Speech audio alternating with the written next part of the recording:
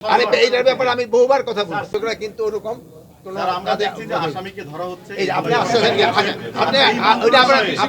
কৃষকের কাছে মেইন মেসেজটা যাচ্ছে হলো কৃষক তার ফসলের জন্য ন্যায্য মূল্যটা পায়।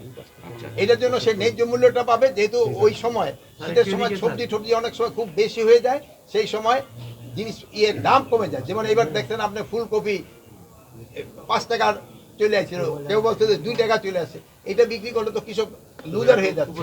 এটার মাধ্যমে যদি যায় তো যদি সেই কিছুদিন রেখে দিতে পারে এই ফুলকপিটা সে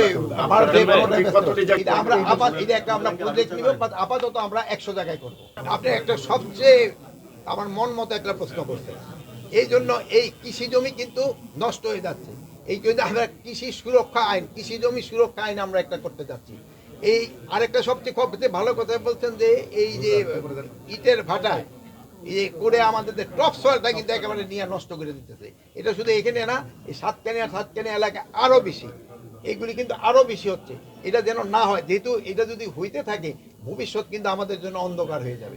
আমরা কৃষি জমি কোথায় পাবেন? আরে এইটার ব্যাপারে আমি বহুবার কথা বলছি। আমি একটা কথা বলবো, জনগণকে বলবো যে আইন আপনারা নিজের হাতে তুলে নেবেন না, আর পুলিশকে বলবো তারা আরো বেশি অ্যাক্টিভেট হওয়ার জন্য, যেন এই ধরনের ঘটনা না ঘটে। আরেকটা জিনিস, ওই যে আপনি বলছিলেন যে এই এলাকায় আমরা এখানে